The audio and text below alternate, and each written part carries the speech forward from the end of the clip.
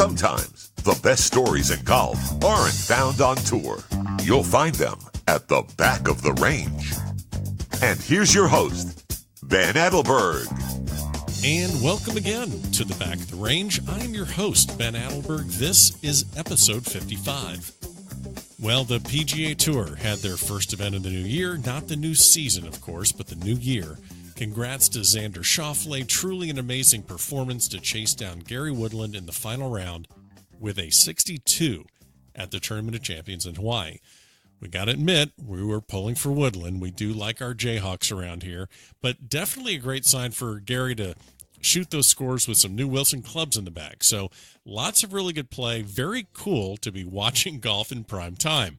If you are on the East Coast like I am, how can you not think about the fact that the U.S. Open is going to be at Pebble Beach?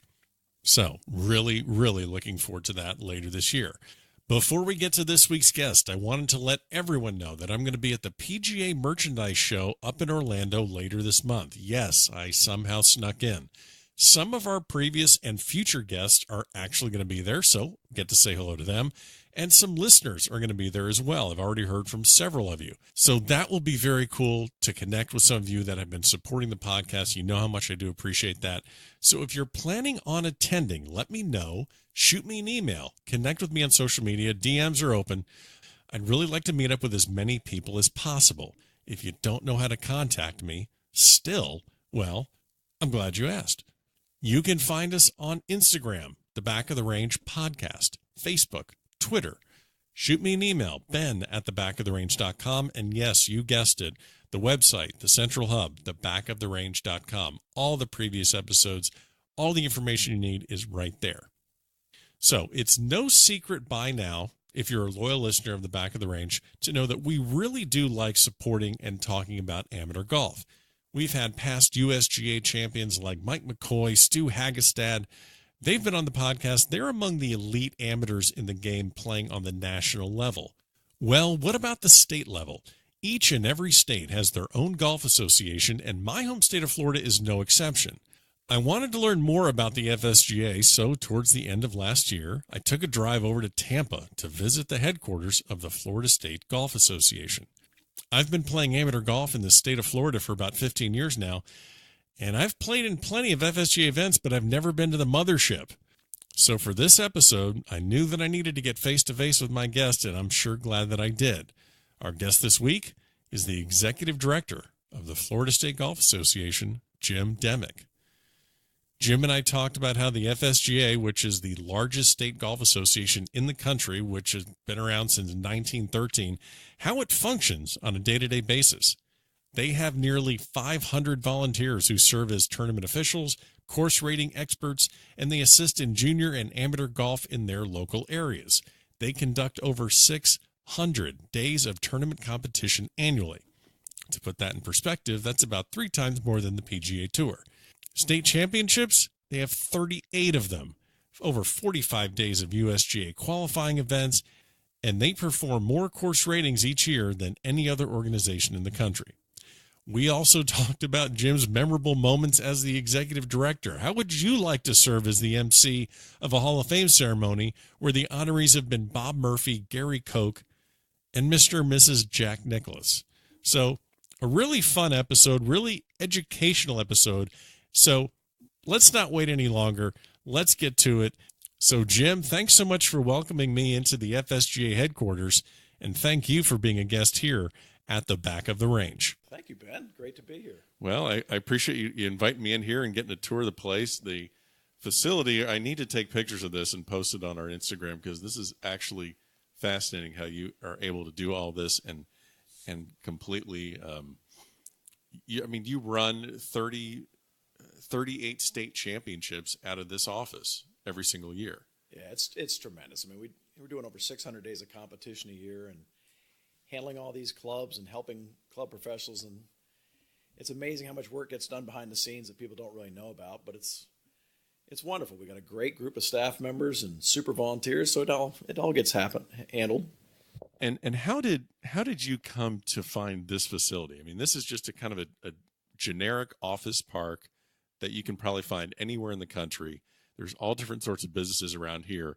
And then it just, on one door, it says Florida State Golf Association. Then when you walk in here, it's an absolute clubhouse feel where you have holes cut into the carpet, and you have trophies in this room, and then there's golf bags and hats and memorabilia everywhere. There's signed pin flags by Jack Nicklaus, for Christ's sake. I mean, it's insane. How did this place come to be? Well, previous to this, we were renting some space down the street in just an office building. And as we continue to grow and all the things we have to store and ship in and out of this location, we needed more space. And so during the middle of the recession, when things were so tough, we were really looking around, and we found a group of buildings in a business park nearby, well located for us, and it made sense. So we ended up buying the building, and it's worked out great because it gives us a lot of space. And frankly, this space is about making sure that the employees can effectively do their job in a good, comfortable setting, and this lets us do a better job for golf. Sure. So, but before we get into all the tournaments, all the services that the Florida State Golf Association provides, our research team looks into how you actually got into doing this. You have a experience being a CPA, which don't know how that relates to golf in any way. Then a real estate developer. Okay, we're getting a little bit closer. Property, land, golf. I'm kind of seeing where this is going. But how did you first get involved working and becoming the director of the largest state golf association in the country? Well, was it a dare? Does someone know something about you how did that happen?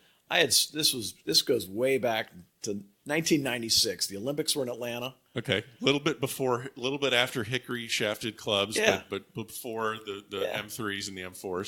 Just before Tiger wins the Masters in '97. Exactly. So approaching the Olympics, I'm involved in a lot of real estate, and had decided to kind of segue out of that. My wife and I were raising two very small children, basically not seeing them. We had other people raising our children. We decided to kind of bail out. So I sold out of my company. She was an assistant controller at Bell South at the time. We looked around. I'd grown up in Florida. She was from Connecticut. So I'd had some property in Tampa, liked the area. We ended up moving our two little kids down here, and I was just happy as hell until finally she said, you might want to do something other than play golf. So that was uncomfortable, but so. How dare her? How dare she? Well, yeah, she was. But as it turned out, Cal Korf, who'd been the executive director for 14 or 15 years at that point, was getting ready to retire. And some friends of mine knew about this, contacted me and said, "Hey, dummy, you're having too damn much fun. You might be great if you know a lot about golf. You've been a good amateur golfer all your life. You know a fair amount about business. They could use some help. Looks like a lot of opportunity." So I figured, this might be interesting. I'd been trying to see where I could do something meaningful, something in the school system. That was too bureaucratic for me and ran me off. But so I looked at this, and they were kind of a mess, frankly, and I thought, this would be kind of interesting. So I started talking to the executive committee at that time, Rick Wolf being one of them at that time. Wow. How about it? Uncle Rick Wolf, that legend. Got to get him. He's going to be we're going to get him on for next year. That's been a goal. So Rick Wolf is part of that executive committee. He's partly at fault, no doubt. Oh, okay. Well, anytime we can blame Rick Wolf for anything, love it. So you come on board. The growth of the FSGA over the last 20 years has been phenomenal. But what was it like when you first joined? Like, what was the culture of golf within the organization, within different clubs you went to? Kind of what was the culture around that time?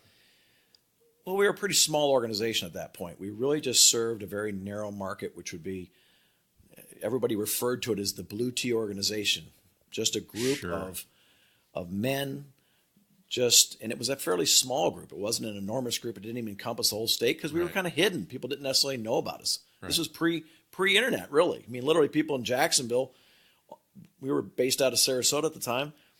I don't know how they'd find out about us unless they happened to go into a locker room and a calendar or a schedule of competitions happened to be posted. They might get curious, but otherwise it was more challenging in that day. And now we have people that are literally driving from Panama City Beach in the panhandle of the state down to Jupiter, Florida, and a 10-hour drive just to play in any sort of tournament. You have people all over the state that will go anywhere to play in a tournament. Yeah, we do. It's a great group of players, both men and women.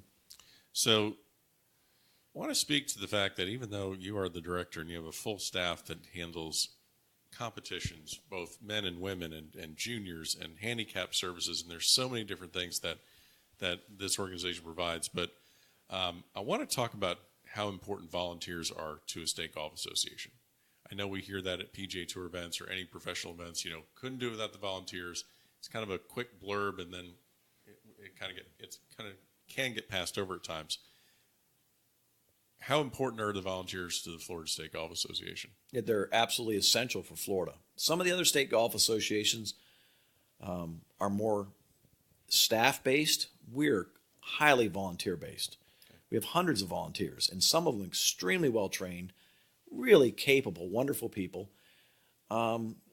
We would be nothing without them, and it's just that simple. Basically, our staff is really here to help the volunteers, to guide the volunteers, to cultivate, train, bring them along. And, we have volunteers that start out working for us a couple days a year, and before you know it, they just love it, and they're doing it 200 days a year. And when you talk about what they volunteer doing, can you tell me some of the things that they do? I mean, I see them I play in FSGA tournaments. I see them at check-ins where you register for the event, or I see them out on the course as a starter. What are some of the other things that volunteers do to help the organization run? Well, really three broad categories. You have governance, which is our board and those board members around the state. Mm-hmm. Then you have course rating volunteers, and then you have tournament officials or tournament committee members. The course rating, you got over 1,000 golf courses in the state. They all have a course rating and a slope rating. That is a fairly complicated process. That is not determined by a few people just going out there winging it around, sticking their thumb in the air and say, gee, it looks like a slope of 135. Right. These are engineers, scientists, accounting, financial-based people, because it's kind of a numeric-based system. And a group will go out and spend 3/4 of a day analyzing all the difficulty factors on a golf course. And then it comes back to the office where Gary Donay, who's probably the best in the country in course rating, analyzes all the data that they've pulled together. We put it into a software that the USGA prepares for us, and we come up with a course and slope rating finally. So that's a big hunk of what we do to make the handicap system work. Kind of unsung heroes of golf. No one knows they exist, but very important to get those. But then you've got the other categories as well. Right. What, in your opinion, what's the toughest golf course in the state of Florida right now? If you got to go pick one that's just going to absolutely destroy someone that could possibly chase them out of the game, I mean, what's a bad day? Great course, but what's a day that's just like, oh man, this place is going to eat me up? Well, I mean, there's a number in that category that can be absolutely abusive if you want to set up the golf course. That doesn't mean they can't be set up very friendly. Of course. But on a regular day, just a plain day, what's one of the toughest courses in the state right now? Well, I mean, it's just like you asked me which one of my children is most difficult. They're both difficult. One of your children is most difficult? We just had the State Amateur this year at Concession, a tremendous golf course. Incredible shot values, very difficult greens. You have to know exactly where on those greens to approach them. Certainly it's in that category. TPC Sawgrass, that is an absolute championship golf course. The Bears Club, fantastic facility. Jupiter Hills, I mean, you get me going and I'm going to have to read off 10 or 15 because they're all in the same class. It's just a little bit slight difference of which seat they're in. But I'll tell you what, we're fortunate. We've got some, very tremendous golf courses. Sure. And many of those great courses can be made almost unplayable. Of course. You mentioned the volunteers with their course ratings and tournament setup. When you set pins, when you set up a golf course for a tournament, we actually don't set pins. They do that at bowling alleys. Okay. When we you do set select hole locations. Okay. Wow. Jeez. I can't edit that out either. I got to leave that in there. All right. So when you set hole locations on the putting services, how does that process start? Is that something that you're working directly with the golf course? Is that something where you come in and you decide how you want to set up the golf course? Is that the director of the tournament itself? Can you briefly explain, just for people that when they show up to play an amateur tournament, whether it's an FSGA event or they're playing anywhere in the country, anywhere around the world, and they show up, they're like, well, why is that pin there? And why did that tee get picked? What do you have a specific process that you go through for that? Absolutely. It's a course setup is very important for a competition. I mean, we're trying to make sure that the competition was equitable. We're not reaching for fairness. If you're looking for fairness, you're in the wrong game.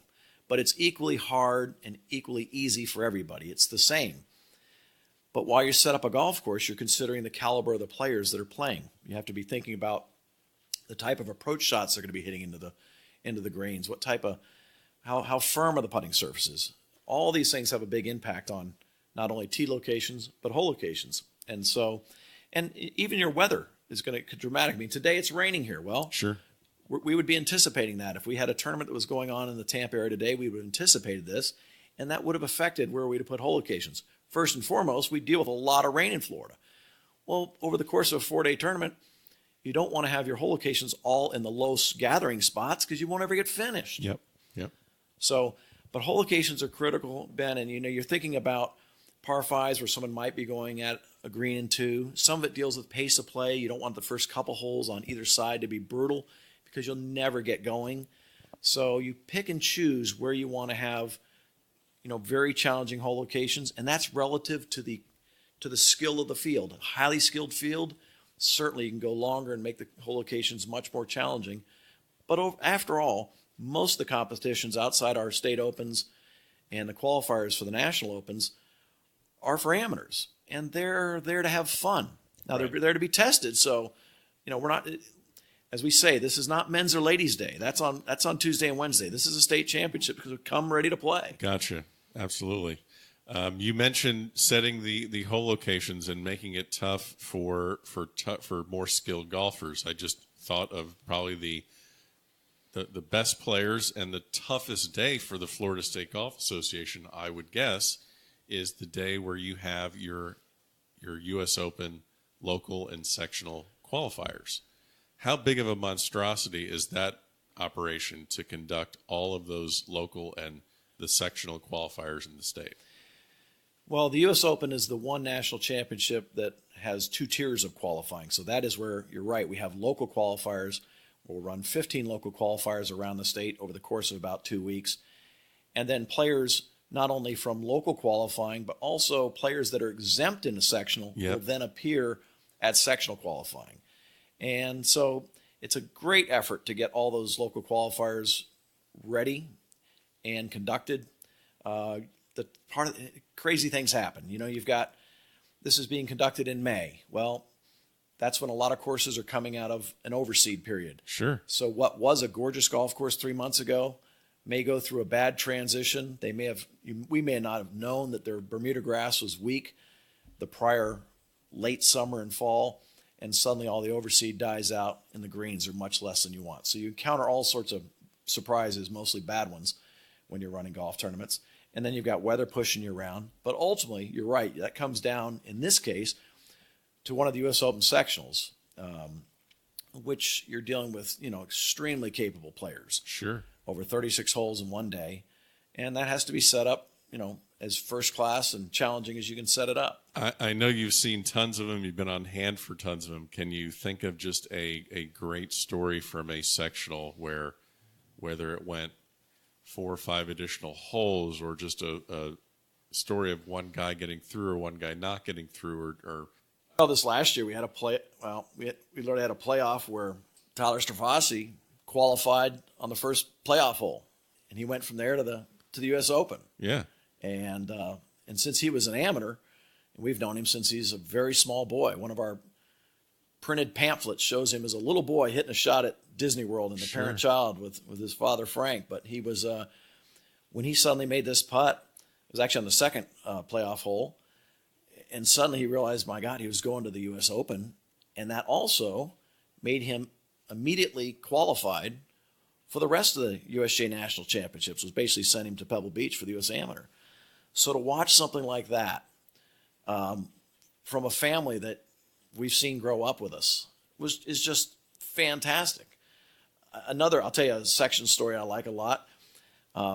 We have an interesting pace of play policy. I wouldn't say interesting necessarily, but it's pretty clear and specific. It's certainly different what the PGA Tour uses. Yes. Well, we're gonna get into that too. So let's go ahead with your sectional story. I want to ask you about pace of play. Well, our pace of play policy is fairly simple. We tell you how long you have to play each 9, right, or actually the front 9, and then how long you have to play the total 18 holes. And fortunately, we've been doing this for about 10 years. Our players that play with us with some frequency, and our junior players that have come up using this checkpoint system, have become quite used to it. And it actually works because players are more aware of their position. We're not trying to get anybody to race around a golf course. But a couple of years ago, I was explaining this, and it's a challenge at a place like a U.S. Open sectional because you've got players dropping in from the PGA Tour, from other countries. They don't know about this. They've been playing on all sorts of different pace of play policies, whether they were enforced or not, in different parts of the world. Well, Luke Donald's at the Bears Club, and on the first tee, I'm describing it to him, and you have to say it in pretty uncertain terms. Hey, if you guys don't make your checkpoint at the end of 9, you'll be subject to penalty, which means someone's probably going to get penalized if you're not under your time or within 15 minutes of that group ahead. And this is Luke Donald at his home course too. Absolutely. So it's an interesting conversation. You're talking to this guy that's trying to get into the U.S. Open, playing at a place that he lives there, and then some guy's like, all right, here's how we're doing it today. And so, continue that story. And naturally, I'm trying not to feel like I'm Bush League here talking to Luke Donald, sure, but just the same, that's kind of how you feel. And I'm kind of explaining this, a very foreign concept to him, but he was pretty interested by it. And so he asked me questions. He goes, really? He goes, you really will penalize? He goes, actually, we do. And we have in this competition in the sectional before. And he goes, wow. And he said, does it work? And I said, absolutely. We're going to get around here in about 4 hours and 20 or 30 minutes. And he goes, no way. Because he's played in different qualifiers. He's seen everything. He's seen the 5.5-hour rounds that everybody hates. And I said, Luke, do this for me. Find me after either the first or second round. Because he just didn't believe it. I said, right. And come tell me what you think about it. I'd love to hear it. He came and found me after the second round. I mean, I was way back in the clubhouse. He was looking for me. Someone brought him to me. And he said, my God, this was fantastic. He goes, why didn't the tour use this? Because we played our second round in about 4 hours and 20 minutes. Sure. So it really worked. Now, that's not a full golf course. We had about 65 players. But just the same, these guys were, grinding it out to go to the U.S. Open and playing an extremely challenging championship level golf course. Of course.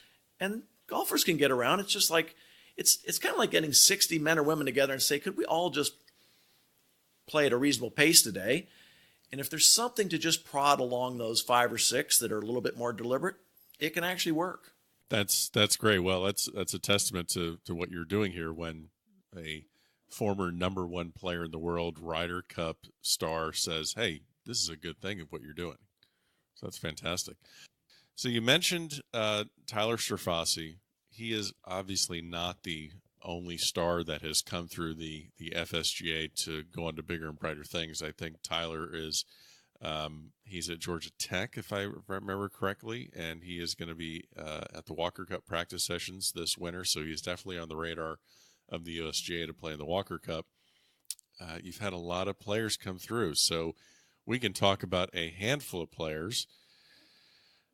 Billy Horschel, Blaine Barber, Sam Horsfield, Tyler McCumber, Koepka, Lexi Thompson. I mean, you've had all these great players come through. What's a memory that comes about when you've seen some of these players as a junior through the Florida Junior Tour, which is a whole other conversation we could have. But when did you first meet one of these players that you can think of? Oh, I think Lexi was the one I remember the most, probably because at age 10, at that point, our junior tour was only 13 through 18. Now we go down to 9 with a division that goes up to between 9 and 12. But nonetheless, her father Scott had contacted us and basically said, "Look, she can really play." We knew her older brother at the time, and so we said, "Okay, we're going to let her come out and see how she does." And we did that at that time frame. We allowed people to play up into the 13 to 15 age division if it could be demonstrated that they had the capabilities. Well, she was so phenomenal. It was amazing. At age 10 and 11, the way it worked, that if you won an event in our 13 to 15 age division, you could then play up into 16, 18. Well, sure enough, so she wins in the 13 to 15. So now she's playing against the 16, 18-year-olds when she's 10. And I remember her whipping around one time at Disney and winning. And I think she, basically playing at age either 10 or 11 from basically the men's tee and shooting even par for a couple rounds, like no big deal. And at that point, Lexi is an incredible fit athlete, But at that point, she was just a little teeny girl. Yeah. She wasn't huge. And she just had this sweet swing and just dropped those fairway woods on the ball. In fact, at one point we talked about, we wanted to see, it never worked out, but I wanted to see if I could get her to go to one of our mid-ams. I would have loved to have seen her. Oh, dear God. I'd have loved a cash game where I could have put Ben, you, and a whole bunch of other guys at 160 yards or 140 and have a close to the hole contest with this little 10-year-old girl, and she'd have been sitting there hitting a 7-wood in, and she'd have whipped your ass. It was unbelievable. My God. I have no doubt. No doubt. So I remember playing in the state amateur at Doral in 2011, and I show up there early for a practice round. It's me and a couple other guys, and we're about to tee up on the first tee, and this kid comes up, and he's got this shaggy surfer hair. He's got like a shirt untucked or something. I'm looking at this kid. I'm just like, yeah, man, sure. You want to join us? Sure. And of course, it's Tyler McCumber. And then he didn't even hit balls. He just walked up, just literally looking like he just fell out of a college dorm room. Pretty much. Yeah. And just walks right up, and, we play a practice round. I'd see UF on the bag. I'm like, oh, the kid plays at Florida. And then, of course, I know his father, Mark McCumber, and start trying to piece it together. And then, of course, he goes out and wins, of course. And I think I saw him at the pool with his father, hanging out after a round. He's doing cannonballs into the pool, and I'm thinking to myself, okay, this is something. But, yeah, so he wins. And now he's absolutely lighting it up. He lit it up on the Canadian Tour. I think he won 3 events in 5 or something ridiculous. Now he's going to be on the web. What's your first interaction with Tyler McCumber? I mean, as far as I'm not sure the first time I encountered him, but I can tell you that the sensation is just you can. There's times you see something special in players. Okay. Now it doesn't always pan out. Usually doesn't, in fact. But there's a certain small solution set that you can just see the skill. You just see the orientation. Even though, as you described, it kind of comes in a rough and tumble bundle. The wrapper was definitely a little tattered there. So yeah, it looks like it just kind of fell out of bed. Uh-huh. But there's certain players that can put the club behind the ball and just get it done. I mean, growing up in Palm Beach, I played a lot of golf with Calcavecchia, and Mark had kind of a rough and tumble way, just like he does now. My God, did that ball get in the hole fast? It's just amazing. So you see that quality in players, and I've heard many players talk about through the day about people just having the knack, the ability to get the ball in the hole. And there's just that special level of talent. I mean, Bob Murphy, you've interviewed Murph. Murph was great. Murph's an amazing athlete. I grew up next door to him. Watching Bob Murphy play tennis, now he doesn't look like a tennis player, just generally, because Murphy's generally carried an extra 4 or 5 pounds around. Well, guess what? It doesn't matter what sport he's playing. The hand-eye coordination, the skill of that athlete, phenomenal. Yeah. I mean, so it has to do with a lot of God-given gifts, but it also has to do with the hard work and it all coming together. And then, as we all know, it's what's in your brain, and when that clicks, look at Brooks. I mean, Brooks wasn't the all-star junior player, right? But he got it together. Boy, did he work on his physical strength and athleticism, and got his head together, and good as anybody in the world, no doubt. Yep. So we talked about a lot of these juniors coming up. I've talked to a lot of college coaches. I've talked to junior players. I'm constantly playing amateur tournaments, bumping into kids and parents. What advice would you give to parents on how to get their kids into golf the right way, get them competing if that's what they like? What are your kind of thoughts on what you've seen out of parents? Because you're around it so much.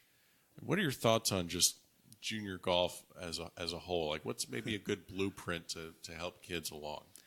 First and foremost, remember you're supposed to be supportive. Right. You're not supposed to be an overbearing, pushy parent. This isn't about you. It's about your child. And I've seen a lot of kids. It happens so much. It happens more, I'm afraid, in women's golf, where the junior golfer, and I'll blame the fathers. The fathers push and push and push and push. And we see so many girls get out of college and just stop playing golf. They're sick of it. They're tired of it. And it's because they weren't having as much fun as they weren't. Right. It was a job for them since they were 12 or 13 years old. We talk about Lexi. What an incredible star. Well, she's been playing golf as far as she can remember. But the family kept it fun. it was a recreation. It wasn't a required regimen. And she loved it, so she did more. But you have to keep them a little bit hungry. And you don't do that by shoving them all the time and just being omnipresent in their face. And so I see that as probably the biggest drawback with some parent actions. On the positive side, I mean, I think of Buddy Alexander, his son Tyson, fine player. Well, his buddy was bringing Tyson up, and as Tyson was playing golf, Buddy's coaching at University of Florida. Tyson's a good junior. Buddy decided to not make him just go the whole full-blown AJGA schedule. He didn't go all Florida Junior Tour. Buddy was very rational about it, and I talked to him about it several times. He wanted Tyson to play a couple events at the state level, a couple events nationally with the AJGA. He wanted to go play in some adult events. He made him kind of a well-rounded, balanced schedule, right. And I think that was a great approach. Right. And also playing with adults, kids have to learn how to be mature and respectful and elevate themselves to interact with adults, and that's important too. Yeah, and I think, I know as a junior golfer, in my day and age, there was, growing up in this east coast of Florida, there weren't as many junior tournaments. My gosh, there's so many junior tournaments to select from as a junior. You can play every day, every week. As a result, growing up, we played with more adults than I think the junior golfers do today. So I got the benefit of playing with a lot of adults and learned how etiquette people handle themselves. Right, exactly. Well, let's talk about a really fun part of your job and about what the FSGA does. You have your annual dinner and your Hall of Fame induction ceremony every year. Depends on, obviously may have more than one honoree each and every year. But going down the list of names, you have Fred Ridley is in your Hall of Fame. He is now the chairman of the Masters now at Augusta National. Yeah, I think going in our Hall of Fame was a launching point for Fred's career. I think that's where it took off. I mean, clearly, and boy, this podcast is going to just explode as soon as I get inducted. So, are you choking on your drink over there? Is that what's happening? Okay. But no, you have Gary Koch, who's a legend at Florida. Same with Bob Murphy. You have Jack and Barbara Nicklaus. That has to be a very special night where you get to honor the current year's champions and then reflect back with either Hall of Fame induction ceremonies or Lifetime Achievement Awards. Pick a story. There has to be tons. But have you ever just been at one of those events and just looked around the room and said, I can't believe I'm here right now? It happens every year. Okay. It's because it encapsulates kind of the full breadth of what we do. Mm-hmm.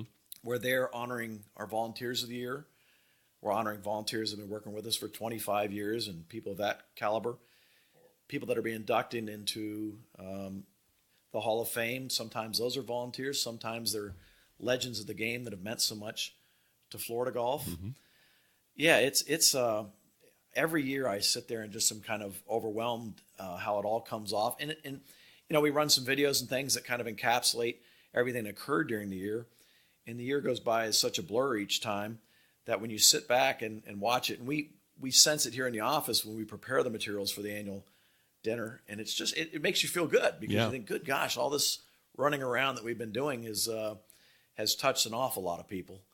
And so it's a wonderful evening, but it's a nice reflection on all the people that give so much to make this possible, and that's our volunteers first, and a bunch of great players that are a lot of fun and quite frankly are awfully good people. Yeah, the for all the years that you've been at this dinner, the Hall of Fame induction ceremony and the awards dinner, there's a lot of speeches that happen, whether it's by Player of the Year or an honoree.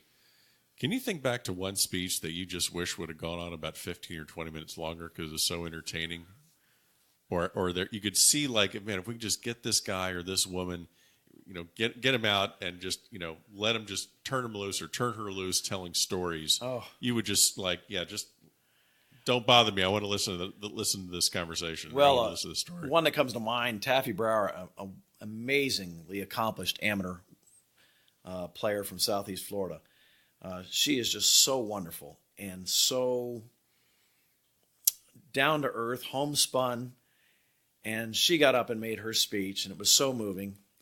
And she was talking about her husband who had passed and what that meant to her. But the way she described it and talking about, I mean, she just didn't let anything go untouched. And she was just hysterical, but moving and wonderful. And so when you get to see the personality of someone coming out that everyone loves already, it's just great.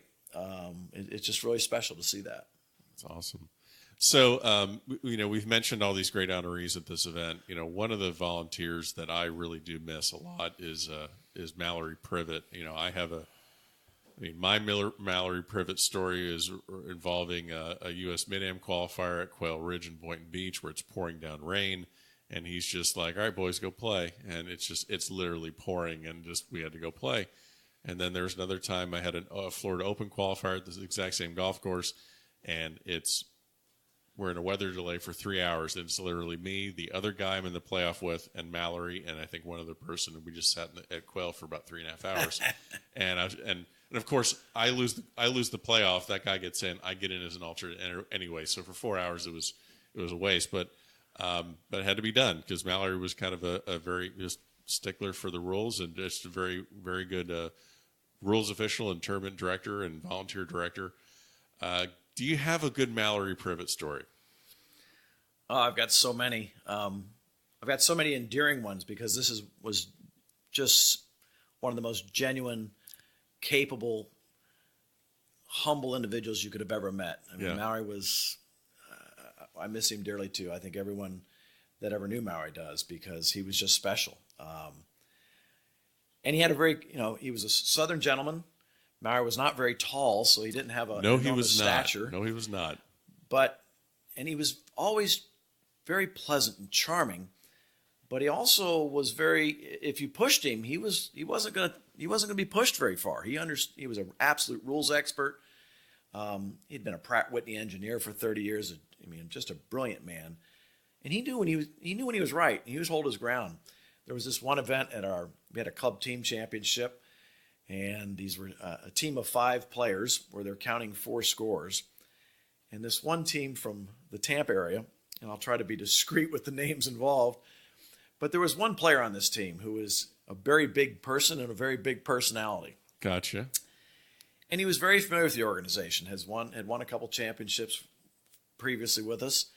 And he was on this team, and he kind of turned in his scorecard and was out at the scoreboard talking to Karen Korf, the calligrapher, and then he started saying, wait a minute, that score's wrong. You're writing that up there wrong. You need to go check that score.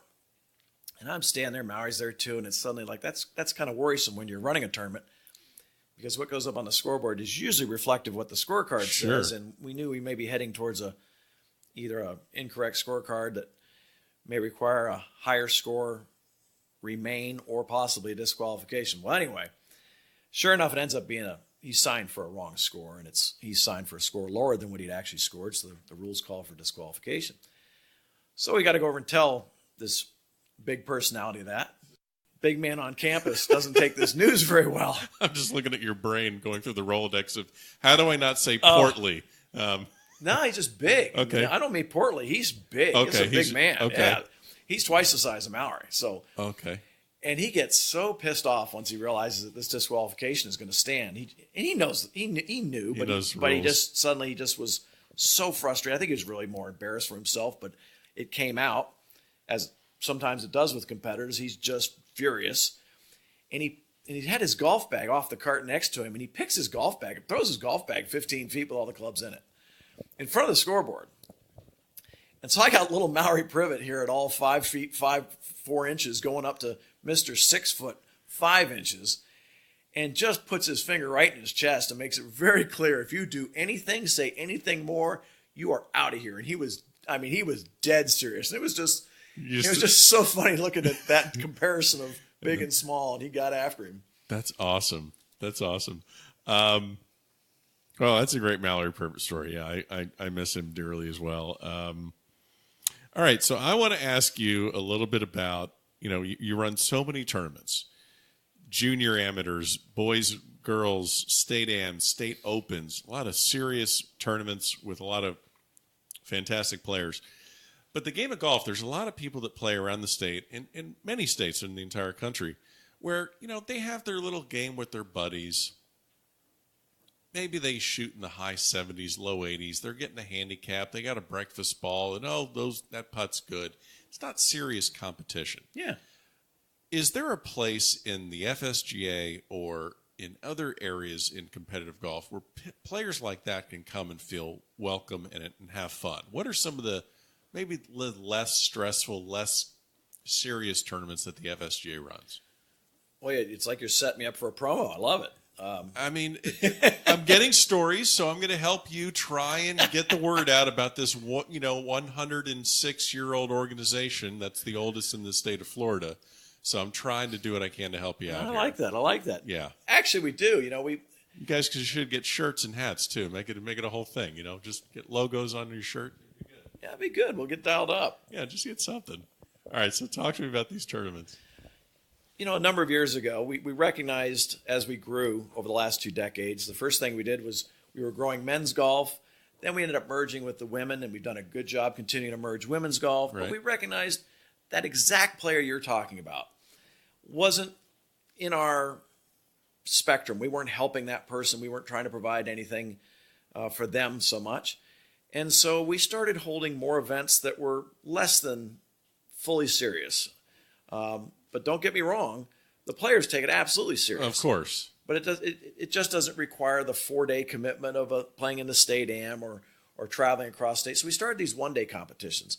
Now, the thing I love about the one-days, and there's scratch golfers playing in it, there's 10 handicaps playing in it, and there's 20 handicaps playing in it. We have a number of different tees that people can play from because, as you said, it's fun. It's a game. We're supposed to be having fun. We're spending money to go play a game somewhere. We're supposed to have an enjoyable time, but it's kind of nice that there's a little bit of competition in there too. We don't want a cutthroat competition because first off, it's a net event. And running net events at a state level, if there's much money involved or gift certificates involved, someone's just going to come in and ruin it. Right, exactly. So we all know who that guy is. We don't want that to be the objective. So we run 200 one-day events around the state.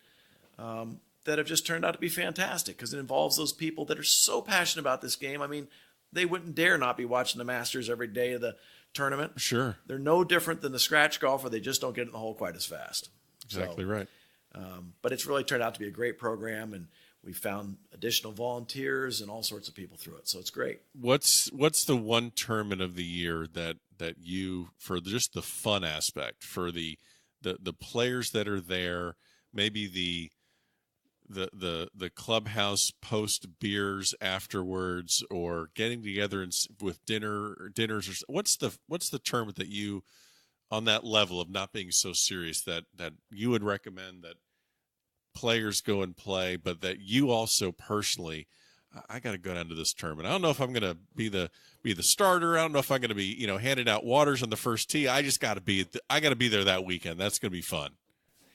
Well, we run a two-person shootout, a 2-man shootout. And we also run one correspondingly in women's golf. So we have a 2-woman shootout. We even have a mixed shootout. And the nice thing about the shootout is it has 3 different formats. So you're playing alternate shot with your partner, which is always testing. You get to play a 2-person scramble, which is fantastic. And then you get to play 4-ball or best ball, as a lot of people call it. And then just the nature of that, we play specifically, the women behave pretty well. It's the men that carry on quite a bit.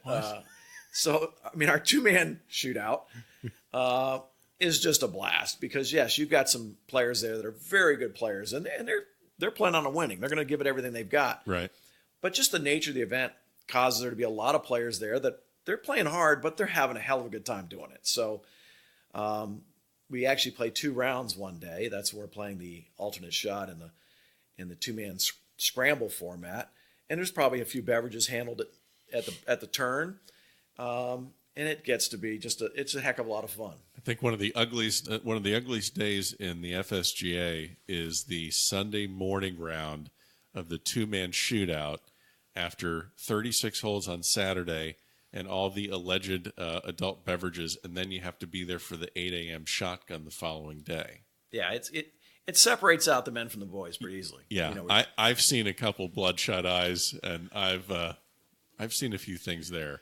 Yeah, hold the names out, but give me a good 2-man shootout day 2 story. But yeah, keep the names from. We don't want to incriminate anyone here. Well, this is a family show. We have had some players on that final round have a little trouble getting to the golf course a couple times. I'm not sure if that's not familiar with the area where we held the course or something else, but they've been delayed. So we've had some issues with players getting to the course, or as you've suggested, just a little trouble getting into their cart almost. So, but again, it's a good competition, but the boys are playful. And I mean, it's even happened on day 1 where I can think of one player who I know very well who in the middle of this afternoon round forgot what format we were playing. Whoops. And got confused at which format we were playing. So we had to, straighten them away on that, because it's important if you're sure to play the correct format, of course. Rules are rules. Yeah, absolutely. You don't want to get too technical. Okay, so we have a small segment at the back of the range called the Quick Bucket. These are quick little rapid-fire questions. I'm going to get into that in a minute, but I'm going to throw a Hail Mary and go into this topic and see how far I can get you. And if we have to wave off, we will wave off.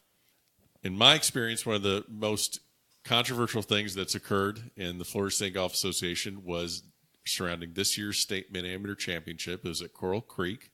There's a controversy around the final match between Mark Dahl and Jeff Golden. The specifics, or the alleged specifics of what occurred, are readily available on the internet, and that can be researched by anyone interested.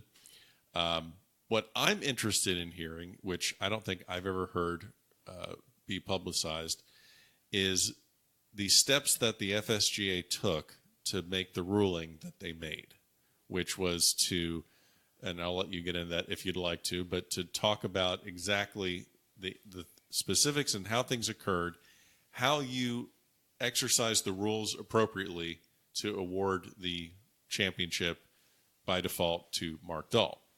Is that something that you can discuss as how you came to the ruling? Yeah, certainly. We're talking about the rules, so this may sound a little clinical, but just the same. Right. The rules are pretty cut and dried on how things are applied. We had a match. Doesn't matter what match it is. Happened to be the final match. Right. And during that match, there was one player, and this is match play, basically called a penalty on the other, I'll call it a team. It was the player and the caddy. The other caddy had done something that was a technical violation of the rule, and so one of the players called a penalty. That penalty was upheld, and so it was a loss of hole penalty, and this happened on the 9th green. That caddy who had made this mistake was frustrated that he'd caused his player a hole and walked off the course. And so he was gone. The two players continued playing, and then on the 17th green, the skies just opened up. They'd been raining a little bit up until that time. The skies just opened up, so the match couldn't continue. We had to suspend play. One player stayed out in the rain shelter, Mark Dahl, the eventual winner, and the other player came into the clubhouse. And he went to his car, and at some point in his car, something happened. He came back into the pro shop very quickly and said he'd been assaulted by this former caddy. Right. We take that extremely seriously. We immediately contacted the authorities, wanted police brought in, find out what had happened. A policeman, sheriff's deputy did come, fully investigated, talked to all parties involved, etc. This was a rain delay that continued for some time. And, our hope was that the players would go back and play the match and complete the match, particularly since it was so close to being completed. It's the final match of the championship, etc. But the player who had alleged that he'd been assaulted didn't feel as if he could continue. I don't know if it was physical or if it was mental or what. I'm not a physician to make that call. Sure. Nonetheless, for a while he suggested he was going to go back out and play. And then ultimately he decided, no, I just don't want to go back out. I just really shouldn't. I can't or whatever. And so he did not. And as a result of that situation, this was the fact that it happened during a suspension adds a little gray coloring to it. the fact that it was a ex-caddy. This is someone who had walked off the golf course an hour and a half before that was alleged to be involved in the incident. Yep. This wasn't two players getting after each other. Right. And so the rules, at the time that we were able to resume the golf course was in good condition. We'd gone out and checked the greens, and they were very playable. So when it was time to resume, we said it was time to resume, and the player that did not want to resume, we talked with him, and he just said, no, I just don't want to play him. He understood that it was going to cost him the match. He felt that the other player probably should have just conceded the match to him. The other player didn't feel that way. So that's when the rules officials come in and follow the rules of golf. Have you ever been in a situation like that where, I mean, did you have to contact any other, like any rules officials, or was that something that people on hand knew exactly what the rule was? Did it add any, were there any additional conversations about, okay, what's the procedure here? And I'm not actually asking so much about this specific event. I guess what I'm trying to show is that how serious that the rules of golf are taken by the FSGA and all the other state golf associations in the country, and the chain of command and who was contacted and how that whole process was handled. Yeah, it's a good question. It's amazing because we have such a network of rules experts around the state and around the country. Because this is a very unique situation. Yeah. Well, but we have other crazy rulings that come up too that you want to make sure you get it absolutely correct. Right, right. And so when something comes up, you want it right. And what's wonderful is that the people on site immediately dealing with something are occupied with a lot of different things going on. Right. But by making a phone call out to one or two of our key people, those people immediately turn around and network out instantly to other very experienced rules officials. And suddenly you have hundreds of years of experience collectively going, nope, and that would include people from the United States Golf Association. Right. That would include people from the PGA Tour. This is instantaneous. That within 5 minutes, we're consulting with tour officials, with United States Golf Association officials, with people all over the country. And it occurred in this situation very much the same way. And the conclusion was, I mean, just unanimous that these are the only options we had under the rules of golf. Exactly. And regrettably, the players, we actually in this situation had a little leeway that we expressed. We had a wet golf course. It was raining. Normally, when it's time to resume, you have to resume. Well, we're the committee, and we decide when it's time to resume. Perhaps if the player was willing and we could have rolled forward to the next day, those two players in a match certainly would have been allowed to do that, and we would have accommodated that. We had that happen this year in a different competition, in a senior match play where the two finalists, one of the finalists couldn't be there. Right. That's Pete Williams and Bill Barnes. Right. And guess what? Those two gentlemen spoke about it. Pete had a flight schedule as a pilot that he had no way to get around. Right. We'd been delayed what ended up being a day by rain. And guess what? Those two guys sat down and said, gee, when can we come back and play this match? And so that's what they did. Now, there was no extenuating circumstances in that one. Right. The former one you mentioned had some extenuating circumstances, which I think made one of the players just want to be done with it, and understandably. Yep. Okay, so we're going to keep things a little bit lighter here to close out this episode. Would you rather play a round of golf with no golf tees or no wedges? No golf tees. So would you rather rewrite the ending of Tin Cup so that Rory McIlroy wins the U.S. Open, or would you completely eliminate the existence of Caddyshack 2? Caddyshack 2's got to go. That's a popular one. Let's see. Would you rather get a free week badge to the Masters for you and 3 of your friends for 5 consecutive years? Or would you rather play 1 round of golf at Augusta National with 3 ex-girlfriends? Wow, that's tough. I think I'd better take the tickets since I've been married for 31 years. There you go. Let's see. Would you rather play would you rather win the PGA Championship, or would you rather play on 2 losing Ryder Cup teams? I'd rather win the PGA. Okay.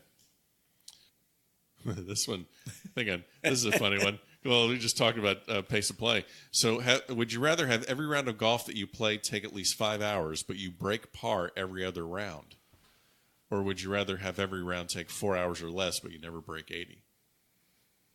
I couldn't play the rounds. I couldn't play all my rounds over 5 hours, so I'd quit the game. There you go. Let's see. Jack Nicklaus won the Masters in 1986. Compare that to a victory for Tiger Woods in the Masters, his 5th green jacket. Which would be the more substantial victory? I happened to be there on Sunday, 1986. What? Jack Nicklaus. What? Hold on. Never had anyone in this full year of the. No one's ever said that. That has never been the answer to that question. You were there in '86 when he won the Masters. I was sitting right at the 16th green when he made the putt, when he made the eagle. You're high. Excuse me. 15th green, and watched him almost hold on 16. It was the best. I knew it was the most climatic moment I will ever and would have ever seen in sports. It was, at the time, I knew it. And watch Seve come along and dump it in the lake. You were there for that. Yeah. Oh my God. I was with my wife. Gigi and I were there right of the 15th green. We set up chairs there earlier in the morning. Yeah. And then we wandered around and did a lot of other things. We came back to those chairs as Jack was still on the front, and so the tournament was, really starting to pull towards an end. And Nicklaus birdied 9 and 10. Yep. And I said, Gigi, I can't stand it. I got to go. You wait here. And I zoomed over there, watched him, got over there in time to see him play 11. He bogeyed 12. Yep. Watched him birdie 13. Then when he went ahead and headed up 14, I crossed the fairway and got back across 15, back down to my chair. And that's when he hit that shot in there close on 15, made that eagle putt, made the birdie putt on 16. Seve came along and dumped it. Hit that shot in the water. The gasp or the groan, I guess, that the thousands of patrons let out at that moment. It was just, I'll never forget it. And most memorable moment in sports in my life. Wow, that is a great story. That one wins. Okay, so that one definitely wins. But what Tiger did in '97 at Augusta, winning by 12, 18 under. I mean, it's just hard to fathom what he did there and at the Open in 2000. What's your favorite? Is the Masters your favorite to go as a golf fan? I mean, can you think of anything remotely close? Because you've gotten to be a starter. I mean, you've worked USGA events. Yeah. What's the best part of your job? I forgot to ask you that. What's the best part of your job? Actually, okay, I'm sorry. What's the best part of your job outside this office when you're on site? Probably seeing kids win. Okay. And just seeing they're just a kid that hasn't won much suddenly win the first time or second time and just really see that sense of accomplishment. Quite frankly, it's as endearing as it gets. I sometimes get to see that with big kids like you. Ooh, I know. So, I know. Take down the mid-am and I'm going to see that grin in your face. Oh, man. That'll be a fun time. I've gotten close. The joy of victory, the joy of accomplishment is very, very satisfying to see. But I'll be honest with you. Overall, for me in this position, it's making sure the entire event comes off beautifully. Because there's times we're not really focused on who's winning. Right. We as an organization, our volunteers, our officials, our staff members, we're trying to make sure everything comes off beautifully. And so sometimes the event itself may not be that dramatic in the way someone wins, but the event comes off so well that we're very, very pleased, and you feel a lot of accomplishment on that from our side. And I'm going to dump this back in earlier in the episode, but we didn't hit on the fact that, I'm here walking around your office and the facility here for the FSGA, and I've been playing FSGA events for probably about 15 years now, and I'm looking around at these desks and offices and the people that are working here. A lot of young faces. I mean, you've really kind of transitioned the staff here over the years, where you have a lot of, your director of men's competitions, Kyle G. Jacoby, he's late 20s. Yep. Darren Green, Jeff Magadich, these are all guys that are in tournament ops. But a lot of young faces here. Is that kind of conscious? Is that kind of where you think things are going? Or what does it mean to have a young staff here? Well, I mean, youth is fantastic. It brings fresh ideas, new demands, new challenges, new ideas. At the same time, it's a tough job. Running golf tournaments, driving around a state, being away from home with such frequency, it's difficult to find someone who has a family that would be willing to do that. Right. Sure, there's executives that travel continually. There's people that travel all the time, but the compensation is different. Sure. And so that's why someone will do it. But these people do it because they're passionate, first off. And so it's exciting if you start out to see the state, to see the golf courses of the state, to learn how to run these competitions. So we're kind of a launching pad for young people in their careers heading off, and we really focus on making sure that they get a broad range of exposure, because we want all their skills to develop, their business skills, their office skills, their people skills, so they're going to be successful as they go forward in their future. Well, Jim, this has been fun. We've been trying to do this all year long, but I've been at tournaments playing golf, and you've been running tournaments. So glad I got to come over here and see the mothership, and maybe we'll try and do this again next year. So thanks for coming here at the back of the range. Absolutely. Look forward to seeing you on the golf course, and come back here anytime. And there you have it. Another great episode here at the back of the range. Special thanks to Jim Demick of the FSGA. Special thanks to everyone at the Florida State Golf Association for what they do for amateur golf here in Florida. Again, follow us on Facebook, Twitter, Instagram. Check out the website, thebackoftherange.com. And we'll see you again next week here at the back of the range.